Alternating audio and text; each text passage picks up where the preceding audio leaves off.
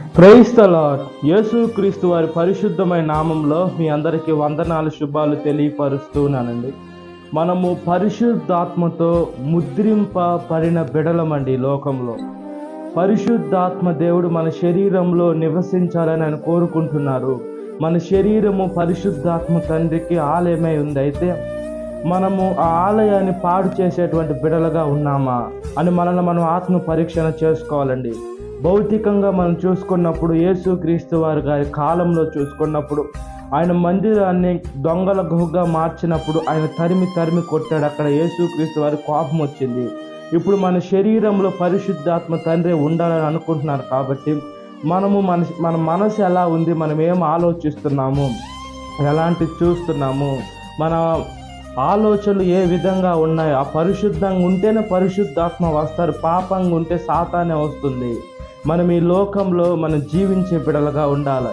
మనలో ఉండేటువంటి సాతాన్ని వెళ్ళగొట్టి పరిశుద్ధాత్మ తండ్రిని మనం ఎప్పుడైతే మన హృదయంలో ఆహ్వానించుకుంటామో ఆశ్చర్యమైన కార్యాలు మన పరలోకపు తండ్రి చేస్తారండి. ఈ లోకంలో నుంచి మనము ఈ లోకంలో ఉండేదాన్ని కాదు, మనం యాత్రికులు మాత్రమే. మనం పరలోకానికి వెళ్ళేటువంటి బిడలుగా ఉండాలి. అయితే మన జీవితాన్ని మనం పరిశుద్ధపరచుకొని విశ్వాసానికి కర్త, దానిని కొనసాగించుకోవాలని యేసు మన పరలోకపు తండ్రి మన ముందున్నాడు. కాబట్టి మన తండ్రిని మనం చూస్తూ మన జీవిత ప్రయాణంలో కొనసాగుతూ ఉంటే అద్భుతాలు చేస్తారు. కాబట్టి మనం దేవుని ఆత్మ మనలో స్వీకరించినట్లుగా ప్రార్థన.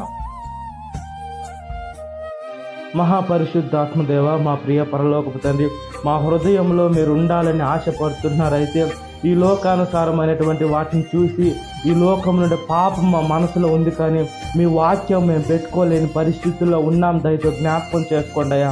మమ్మల్ని మేము నలగొట్టుకొని పడాలయ్యా. మీ సేవలో మేము ముందుకు కొనసాగాలయ్యా. ఉపవాసాలు ఉండి ప్రార్థనలు చేయాలి. అదేవిధంగానయ్యా మీ వరాలు మేము పొందుకోవాలయ్యా. మీ కృపలో జ్ఞాపకం చేసుకుని ఇవన్నీ ఎలా వస్తాయంటే మీ పరిశుద్ధాత్మ మా శరీరంలో వేసి నివసించినప్పుడు అవన్నీ మేము పొందుకోగలుగుతాం. అదేవిధంగా ఈ లోకంలో ప్రతి ఒక్క కీడు నుంచి మేము తప్పించబడుతున్నామంటే కాపాడే దూతలు మా సహాయంగా ఉన్నాయి. మీ కృపలో జ్ఞాపకం చేసుకోమని అడుగుచున్నాను. సాతాను శోధన ప్రతి ఒక్క బిడ్డను విడుదల దయచేయమని, ఈ వాక్యం వింటున్న ప్రతి ఒక్క బిడ్డని పేరు పేరున జ్ఞాపకం చేసుకోమని, ఈ దినకాలపు దీవెనతో నింపమని నజరేయుడైన యేసుక్రీస్తు వారి పరిశుద్ధమైన నామములో మిక్కిలి వినమ్రతనిచ్చుచున్నాను నా పరలోకపు తండ్రి. Amen. Praise the Lord. God bless you. Have a great day.